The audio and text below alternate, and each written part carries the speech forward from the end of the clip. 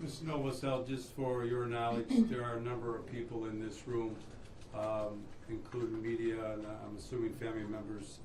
I do not know who they are, but everybody's obviously welcome here. Also, I have Assistant Prosecuting Attorney Josh Sparling here today. I'm assuming he'll speak regarding bond conditions from the prosecutor's standpoint. So I just want to make you aware of that. Thank you, Your Honor.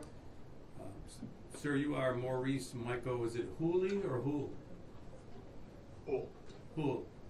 Your birth date's 2/26/97? Yes. I have an address on the pretrial service sheet. Is that the current address on Gratiot Avenue, apartment 9? Yes. Thank you. What's a good phone number, sir? I don't know it. I got it a few months ago. I don't really. Sorry. Okay, that's fine. Today's April 14, 2025. We're here for an arraignment. That file number is 25P 02628FY. Ms. Novosel, your appearance, please. Teresa Novosel with the Public Defender's Office here today with Mr. Houle for purposes of arraignment. I can indicate for the record, Your Honor, that it does appear that he will qualify to have a public defender appointed to represent him going forward in this matter. We have had the opportunity to review the 4-count felony complaint in this matter. At this time, we are waiting formal reading of those charges. Also, Your Honor, we are waiting formal reading of the advice of rights form that my client signed earlier today. We're asking that the court stand immune to all the charges. Thank you, Ms. Novosel. Mr. Houle, just to make sure we're clear on some things, I'm just going to go briefly over the counts. Count 1 being homicide, felony murder with a sanction of life without parole, DNA to be taken upon arrest. Count 2 is a police officer assaulting, resisting, obstructing. Actually, counts 2, 3, and 4 are all the same. Those being carrying a penalty of up to 2 years and or $2,000. Those also may have consecutive sentences imposed under the statute. Ms. Novosel indicates that she's gone over those charges and the maximum penalties. Do you understand the nature of those charges, sir? Yeah. Do you have any questions regarding those charges? She also advises that she's covered your advice to rights. Ms. Novosel, you have a signed statement from him regarding the rights? Yes, Your Honor. I've handed that over to trial services. Thank you. Mr. Houle, do you have any questions about your advice to rights on the form that you signed? No, she helps me a lot. You understand them? Your Honor, I can indicate for the record I read through the form with Mr. Houle. Thank you. Sir, you do understand your rights? Yeah. Thank you. At this time, the court's going to stand you mute and enter a not guilty plea for purpose of arraignment today. We're going to schedule a probable cause conference. That's going to be set for next Tuesday. I'm sorry. Yeah, next Tuesday, April 22nd, 2025 at 9 a.m. It's going to be in front of Judge John Monahan here in the Port Huron District Court. Also in front of Judge Monahan, we're going to schedule a preliminary exam for Tuesday, April 29th, 2025 at 10 a.m. Ms. Novosel, regarding bond. I reviewed the recommendation here from pretrial services, and I've gone over that with Mr. Houle. We would ask if the court would take into consideration the fact that Mr. Houle does have ties to the community, does live here, and only has one prior misdemeanor conviction on his record. So we would ask if the court would just take that into consideration here when the court's deciding what the appropriate bond to be set is in this matter. I have explained to my client what the recommendation of no bond would be for him, and he does understand that, so we would leave the amount of bond to the court's discretion. Thank you, Ms. Novosel, and I'll read in the record the pretrial service recommendation advises that the defendant's 28 years old. He resides at the Gratiot Avenue address in Fort Gratiot with his wife and children for the past 3 years. He's a lifelong resident of St. Clair County. The defendant has been a self-employed painter for the past 18 months, has been working as a painter for the past 8 years, denies any mental health diagnosis, indicates that he consumes alcohol one time a month and uses marijuana once a month. He has prior conviction for reckless driving in 2022. It's recommended that there be no bond with conditions that the defendant not use, consume, or possess marijuana, alcohol, or illegal controlled substance have no contact with the co-defendant Amanda Maison or any person under the age of 18 years old. Mr. Sparling, your appearance for the record. Good afternoon, Joshua Sparling on behalf of the people. And would you like to address bond? I would, Your Honor. Did one of those recommendations also carry a condition of not to possess firearms or dangerous weapons? It did not. Okay, so I would agree with pretrial service recommendation for the other ones, especially with the no contact with the co-defendant and any minor, so any person under the age of 18. I'd ask for that additional bond requirement as well. Pursuant to Rule 6.106, I would ask that this court find and hold the defendant in custody as provided in Sub-Rule B, as he is charged with murder. I am aware of the 90 days in which to try this case. The people will be ready and prepared to try this case within 90 days. As far as the ties to community, if we look at the other factors that this court has to base its decision on, one of those is responsible members of the community.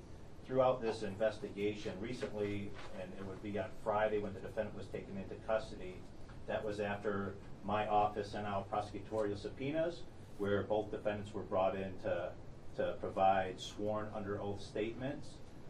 At that time, we came to realize of a scheme where both defendants conjured up this lie of previous injuries to the victim, in our case, Matthew Maison, and came up with this lie about how the injuries occurred prior to talking to investigators. One of these members of the community that he's relying on is his mother, Tracy Houle, who was part of that scheme to tell police officers the lie about the injuries. This case is an extremely serious case. Obviously, we have charges of felony murder substantiated by child abuse in the first degree. We have a young child that was the victim here. This young child, Matthew, suffered years of abuse at the hands of both defendants. Both of defendants admitted that the other person was abusing this child during those prosecutorial subpoenas last week. There was multiple CPS investigations as pertained to injuries that Matthew acquired over the years since Maurice Houle was involved in his life. Maurice has been the subject of multiple of these investigations where he's hit Matthew across the face. Matthew's had to go and receive doctor visits and well-check visits because of the injuries caused to his face. On this occasion, he was beaten, I'd say within an inch of his life, but he was murdered that night under the care and guidance of both Maurice and Amanda. I'll also state that throughout this time, this dangerousness to the community factor, Matthew was subjected to very cruel, torturous child abuse and punishment. He would be placed in timeout on his knees where his head would be banged off the drywall. He was locked in his room for hours on end without food or water. There was a prior time where Maurice placed a pillow over this child's face and pretended like he was playing, but yet the autopsy that we know, Matthew died from blunt force trauma from all the injuries he sustained, as well as possible suffocation, and we have the evidence to corroborate that as well. That being said, not to mention this plan that was put forth to kill Matthew to make room for a child that the two of them could have together. When he was placed under arrest by the St. Clair County Sheriff's Office, up in the prosecutor's office, he became extremely violent, fighting 8 different officers. That's where some of those resisting obstructing officer charges come from. He injured one of our officers at least, and although we only charged 3 counts of the R&Os, certainly there could have been many more. So he has dangerousness to the community as well. We do think that no bond in this case is extremely warranted, and it's coupled with the fact of the continued child abuse with the other son that continues to go on, as well as his violent nature and the efforts it took to suppress him once he was placed under arrest. Thank you, Mr. Sparling. Mr. Houle, you're going to have standard orders should you be released on bond at some point during this case. Those include not leaving the state of Michigan without the court's permission, not committing any crimes while you're out on bond, and not and making sure that you do appear at all hearings. I do consider a number of factors, and those include the ones in the court rules 6.106. I do look at the defendant's ties to the community, his work history, substance abuse, his criminal record, mental health, and those things listed in the court rule. I also take into account the allegations contained in the affidavit of probable cause the statements made by both attorneys today. Mr. Houle, you should understand that this court is not here to determine guilt or innocence, or whether any of those facts are proven today. That's not our purpose today. But I do take into consideration the allegations. I'm looking at a homicide felony murder involving the death of a 3-year-old. Also take into consideration the allegations of officers being assaulted at the time of arrest, causing injury to at least one of them. Under the Michigan Court Rule 6.106B, this court does have authority to deny bond, and at this time, I'm going to deny bond with the following conditions: that you have no contact with Amanda Maison, M-A-I-S-O-N, that you have no contact with any person under the age of 18. Also, you're not to use or possess any weapons, firearms, or ammunition. Sir, understand no contact means no contact whatsoever in person, by phone, by social media, through third parties. If you're out on bond and you violate those orders, you could be arrested without a warrant and held in the jail during the pendency of this case. However, for today's arraignment purposes, based on all the factors considered by the court and stated on the record today, a bond is denied at this time. Anything else, Thank Ms. you, Your Honor. Novosel? Nothing further? No. Mr. No, Sparlow? Your Honor, thank you. Did you cover the no contact with any individual under the age of 18? I believe I did state that on the record, Ms. Novosel. Yes, thank you. I believe you did, Your Honor. Thank you. And who do we have up next? Do you want to do the co-defendant at this time? Yes.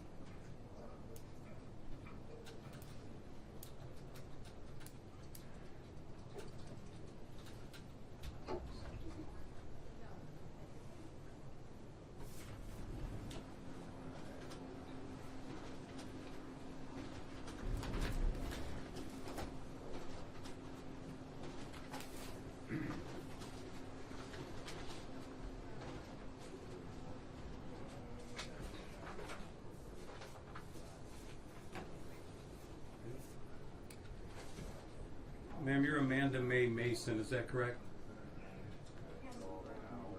I'm having trouble hearing her, Ms. Novosel. You have to speak up. Yes, that's correct. Thank you. Today's April 14, 2025. We're here for an arraignment. That file's 25P 02630FY. Ms. Novosel, your appearance, please.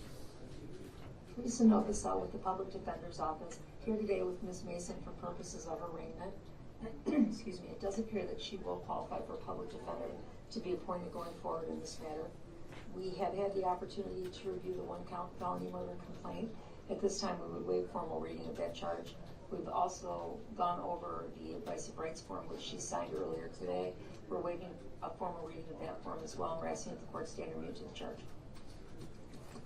Thank you, Mr. Novosel. Ms. Mason, just to clarify, Ms. Novosel advised she's gone over the complaint, the charge, the nature of the charge, and the maximum sentence. You are aware that you're facing one count of felony murder, carries with it life without parole, DNA to be taken upon arrest. Do you understand that charge? Yes, I understand. Any questions about that charge? Obviously, it's just a charge. That's all it is at this point. Do you have any questions? Not at this. All right, thank you. She also indicates that she's gone over your advice to rights. Do you have any questions about your advice to rights?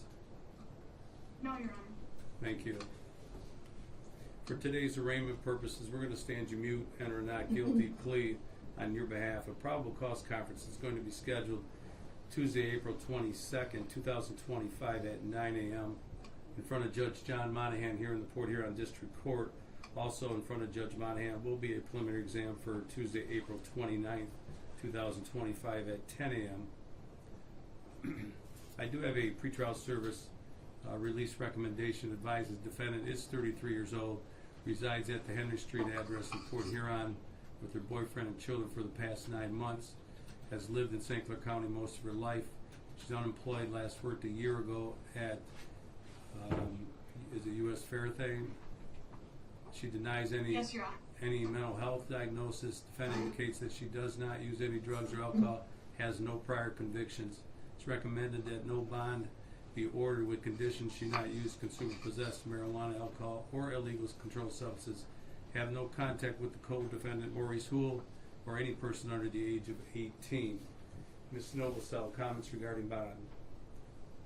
Your Honor, regarding bond, I would indicate to the court that my client does have ties here in St. Clair County, including in the form of family and children that she has here. She also has no prior criminal history. I understand the recommendation here is for no bond, and we understand that that's fully within the court's discretion. We would just ask that the court would take into consideration the fact that she has no other criminal history, and she does have children here in this community, so we don't believe that she would be likely to flee. Other than that, Your Honor, we'll leave bond up to the court.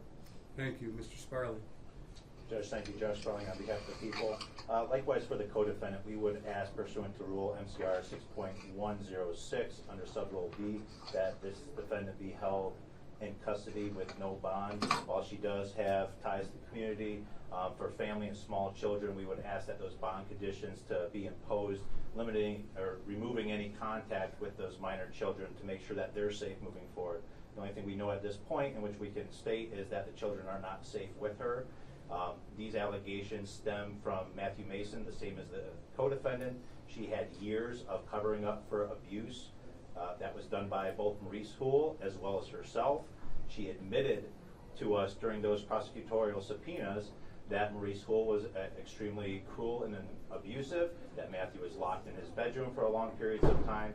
She also admitted to investigators that she herself was one of the people that would take Matthew's head and had shoved it into the drywall, actually forceful enough to remove the backing off the drywall itself. She admitted that she had observed Maurice at previous times hold a pillow over the child's face, and we're talking about a 3-year-old child here. She admitted to lying about the abuse. She admitted to lying about what she originally told police officers, and as well she admitted to me that at one point she actually did not take her son to the doctor's appointment because of injuries he had, and she was worried about CPS involvement. She lied to CPS and investigators at prior times involving prior abuse of Matthew, and she admitted that as well. So the only thing we have that we do know is that she's a documented liar. She abused her son, and for those reasons and the fact that she assisted in the death of Matthew, we'd ask for that no contact, or not no contact, certainly all those conditions, but that no bond be issued in this particular case. Thank you, Mr. Sparling. Ms. Mason, should you be released at any time during this case on bond, you're not to leave the state of Michigan without the court's permission, nor commit any criminal acts while out on bond, and you must appear at all hearings. In order that you not possess or use any weapons, firearms, or ammunition until further order of the court, that you have no contact with the co-defendant Maurice Houle or any person under the age of 18. Understand any violation of the no contact order could result in you being arrested and held without a warrant, that you could be arrested just for violating that order, and then you could be held for the remainder of this case. Understand no contact means exactly that, no contact by phone, social media, or through a third party. Do you understand that, ma'am? Yes, I understand. The court does take into account the factors listed in the court rule, your ties to the community. I do note your lack of convictions on your record. However, this court also takes into consideration the allegations made that have been stated on the record that are contained in the affidavit of probable cause. I am looking at a one-count life felony homicide, felony murder of a 3-year-old child. The court takes that very serious allegation at this time. Therefore, under the court rule of MCRO 6.106, this court will deny bond at this time. Thank you. Anything else, Ms. Novosel? No, Your Honor, thank you. Thank you.